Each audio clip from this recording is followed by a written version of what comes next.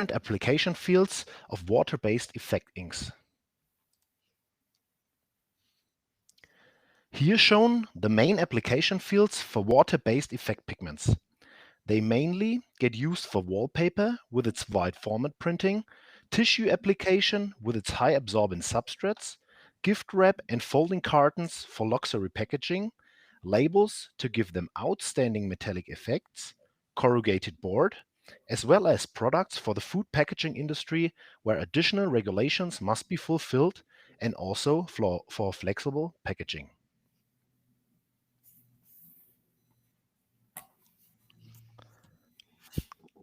The next topic is about the challenges about having metallic aluminium in a water-based ink formulation. Aluminium corrodes in contact with water. It is immediately forming aluminium hydroxide on the surface, which is a whitish mineral.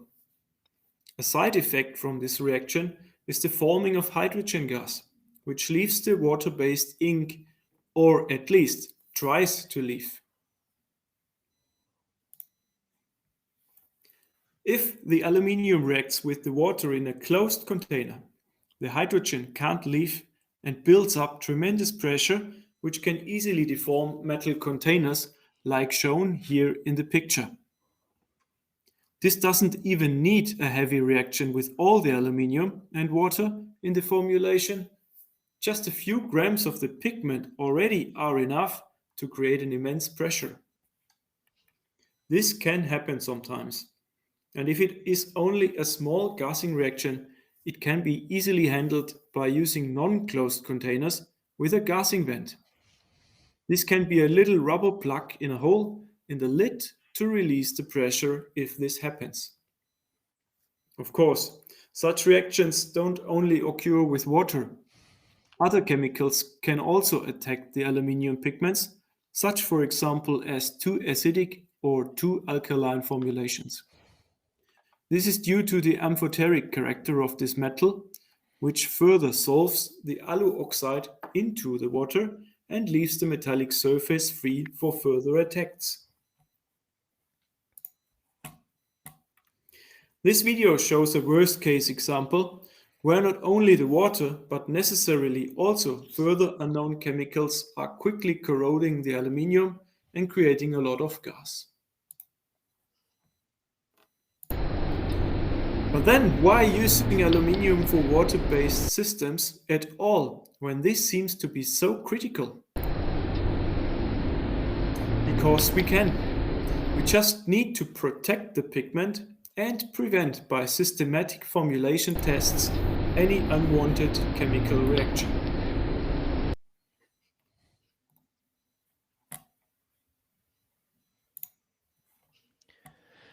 We want to show you the different possibilities how to stabilize aluminum pigments and how to test the correct stabilization. For stabilizing aluminum pigments, there are two different options. The first method is to stabilize with additives by adding them into the formulation. These additives prevent direct contact of the water with the aluminum surface and therefore a reaction, seen here on the picture above. The second method is to encapsulate the pigments before making an ink out of it. The aim here is also to avoid direct contact of aluminum with water. Either metal oxides or a transparent silicon dioxide layer is used for this purpose, seen here on the picture below.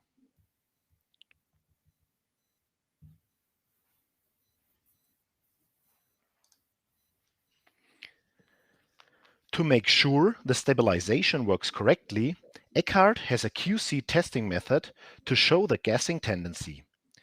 Here to see the structure of such a test. Below, a gas washing bottle filled with approximately 300 milliliters of a stabilized aluminum water mixture. Above, two separate chambers which are connected by glass tubes. The lower of the two chambers is sealed gas tight, the upper one is not.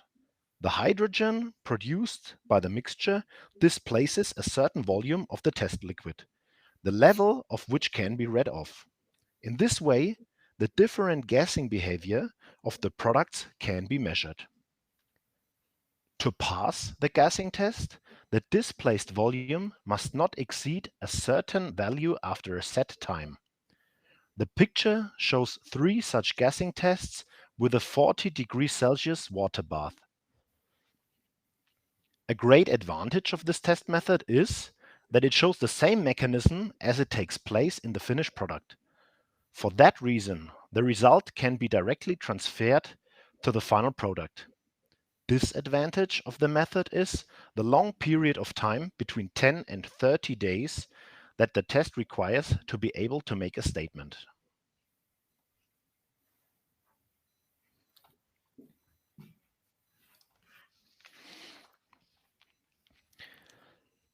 Here you can see the different gassing behavior of stabilized and non-stabilized pigments. While non-stabilized pigments gas through directly after a short period of time, the stabilized ones remain at a constant low level. In the end product, this leads to long shelf life with constant optical appearance.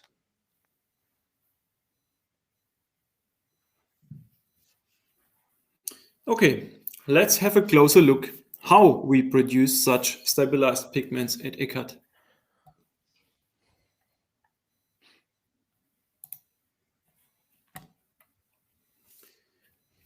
We start here on the left side. The aluminium flakes are dispersed with the surface modificating reactants, and a controlled reaction is triggered with keeping all surrounding factors like stirring and temperature in given frames. After this encapsulation step, the slurry is then put in a sieving and a filter press to get rid of diluting components. This results in a pigment paste, which is then homogenized in a blending step into the wish delivery form. If this is water or any other solvent, can be chosen freely at this stage.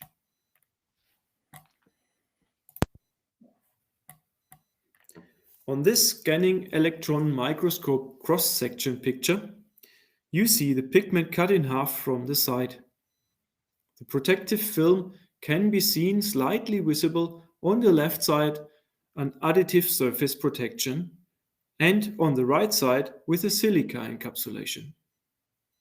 By the picture, you can already see that the silica encapsulation seems thicker than the additive encapsulation.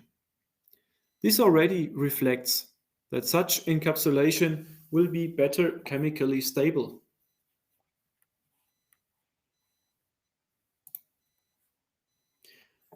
There are many more than 2 stabilization possibilities. Which one to choose depends on the development goals of the ink or the project. The better the chemical stabilization, the thicker the protecting surface. This makes the whole pigment heavier. This finally reduces the pigment content in the formulation, which leads to less coverage under the same conditions.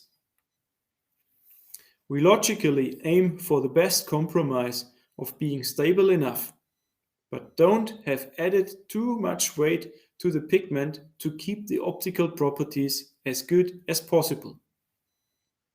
The most typically used grades are therefore on the more simple side of the stabilization methods, here marked with the bracket on the right side, grades for printing technologies.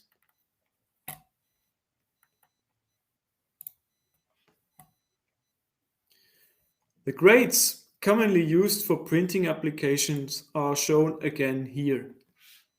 The basic pigment on the base of the pyramid is only used for solvent-based applications because it is not stabilized. The next step, the second from the bottom, is the additive stabilized pigment. This is the industry standard for almost all water-based applications due to the best stability effect compromise. The two darker grades in the darker blue area are specials with higher chemical stability. This can be necessary when surrounding chemicals during the product life cycle demand extra stability. We are usually formulating with a pH of 7.5 to 9, as the alkaline side is much more stable than the acidic side. With such pH values, our standard stabilization pigments are robust enough for formulating inks with sufficient shelf life. On these pictures, you can see the influence of the shear force. There are two extremes. Too little shear force is not sufficient for a good pigment separation or dispersion. Your ink will lack of coverage and effect and other disadvantages. Too high shear force, on the other hand, can lead to damaged pigments. These edges scatter the light and decreases the effect. In worst case, the surface protection can be damaged, which will lead to increased gassing reaction, decreasing the overall stability of the ink.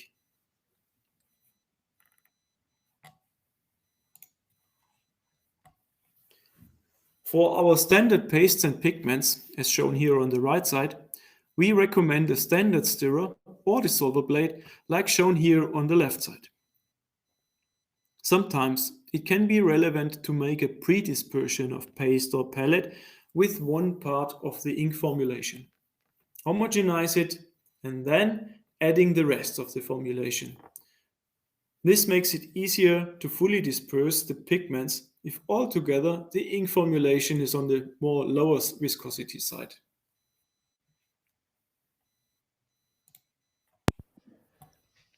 As next point, we want to have a look at the Eckart water-based portfolio. 5 different pigment categories can be offered.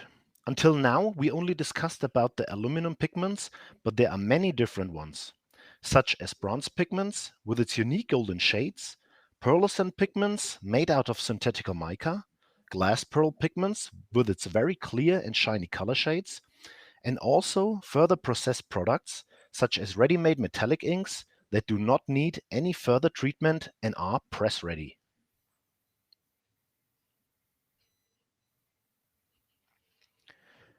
The pigment concentrates can be offered in different delivery forms, as paste, pellet form, and others, depending on what you prefer for further processing.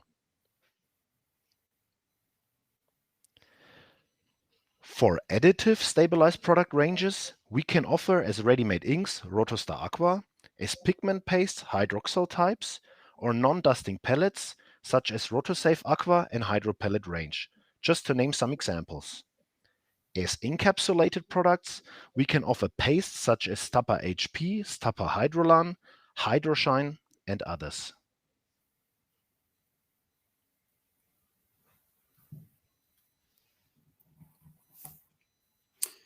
Now let's have a look into the optical properties. Or in other words, what influences the visual appearance of the effects? The pictures shown here are created with our in-house scanning electron microscope. The pigments are too small to be seen in detail by using a standard light microscope.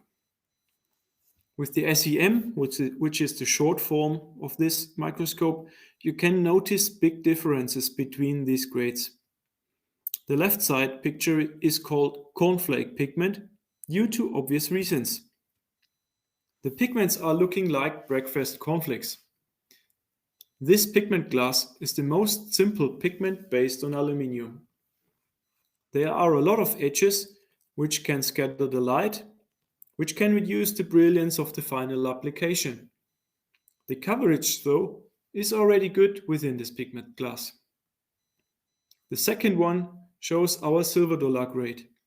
Again, the name speaks for itself when compared to the shape of the pigments.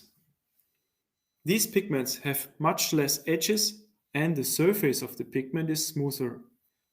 The printed results with such pigments is therefore brighter and more brilliant at a comparable coverage. The metallure pigment glass is produced in a very different kind of way.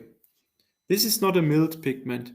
The process here is by physical vapor deposition, which is sometimes used in its short form for the name PVD pigment.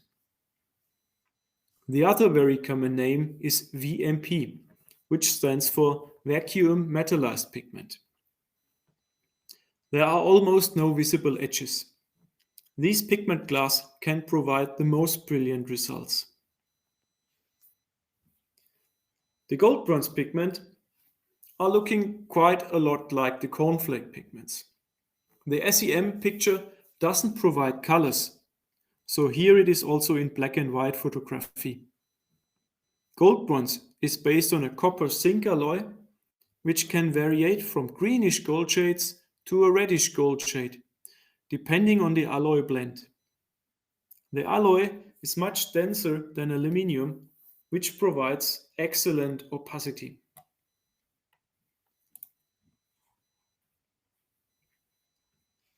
On this slide, we show some gold bronze applications. The shade shown here is called rich pale gold, which is quite in the middle of a greenish and a reddish gold. A more greenish shade would be called rich gold, whilst the reddish one is called pale gold. Please notice the dark flop when the light is reflected in a steeper angle away from the observer.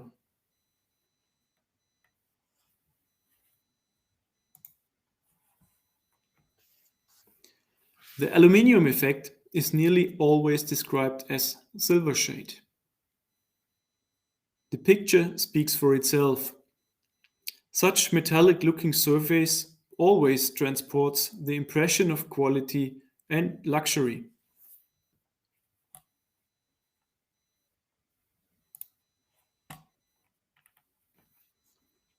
Aside from the dark flop of the gold bronze shown before, here see some tinted aluminium results.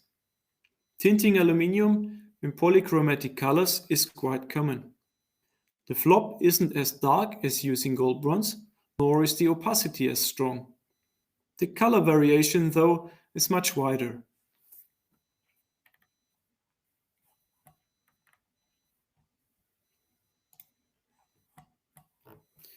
The substrate used has a big impact on the resulting effect. A rough substrate, here shown in the top row, results in a rough-looking scattered silverish effect, in worst case, a gray result. This can already be improved or overcome by using a primer to cover up the rough surface. Here shown on the bottom left. When using a smoother surface, which is the bottom row on the right, the effect gets much more homogeneous. The brightness, brilliancy, and flop effect is very much increased. Sometimes the substrate quality is more important than pigment quality. With a rough and soaky substrate, the best available pigment doesn't improve the effect too much. Here, a standard cornflake pigment offers good effects at lower costs. On a smoother surface, on the other hand, the pigment can literally shine, if it's a high quality one.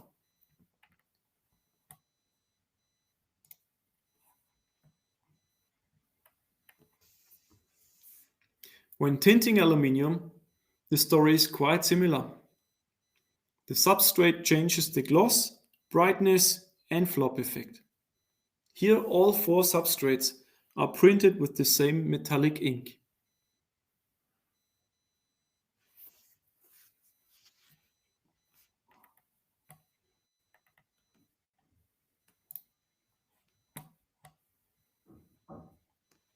The water-based systems are quite unique in the printing industry. The binder system is not water-loving and therefore not dilutable with water. It is an emulsion where the binder system is kept in small bubbles surrounded by the emulsifying agents. This emulsion is applied to the substrate.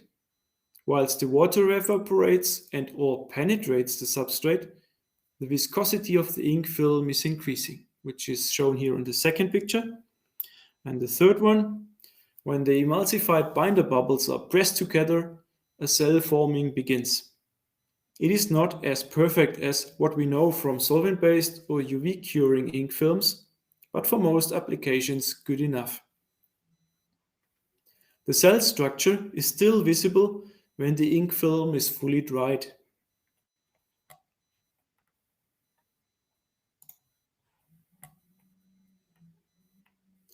In this scanning electron microscope cross-section polish, you still can see the cell structure formed by the binder emulsion, here pointed out on the left side. The pigment orientation is influenced by this effect. Here in the middle of the picture, you see the relatively coarse pigment stuck in the cells of the binder system.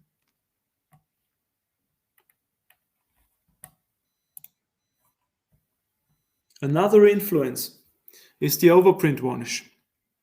When the overprint varnish is applied correctly, it will protect the metallic pigment surface from being rubbed off or scratched. Sometimes, the overprint varnish can reorient the pigment, which leads to a less brilliant and dull effect. This should be tested prior any commercial use to find the perfect combination.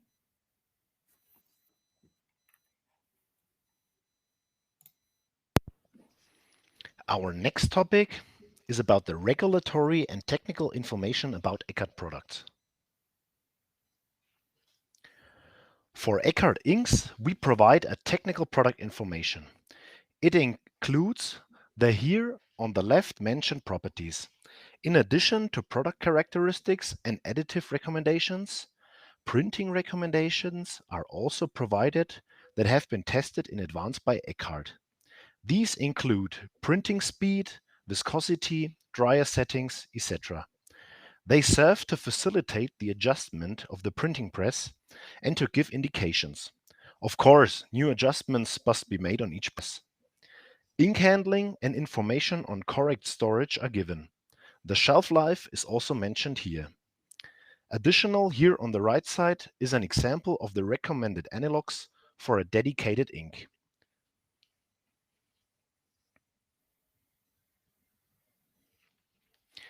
Eckart products also meet regulatory requirements such as the Swiss Nestle listing or dedicated low migration inks that are made under GMP production with especially selected raw materials. We also have the right product with dedicated country listings, especially for your region. Air freight able products with the necessary packaging is also possible to guarantee short delivery times. Also, very special products that follow regulations for tissue certification are available. As you see, Eckart offers the right solution for many regulatory requirements. Please contact us if you have a special regulatory request. We are here to help you find the right product for your needs.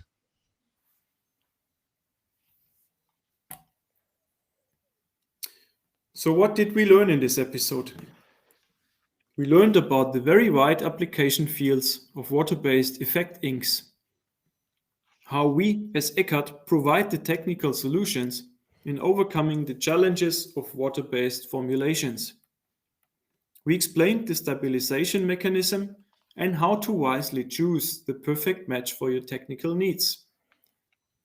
The different optical variations and the influence from toner and substrate were shown. Further, we summarized a bunch of possible regulatory needs. This results in many different products, which can be seen on our website eckart.net. Please keep in mind that further to information and product lists shown online, you are always welcome to contact us directly to help you navigate to the few products you actually need for your project. A highlight certainly is the food packaging grade products, as such grades will more and more replace metallized board and metallized substrate in general. The next seminar will be other than written here, held in May.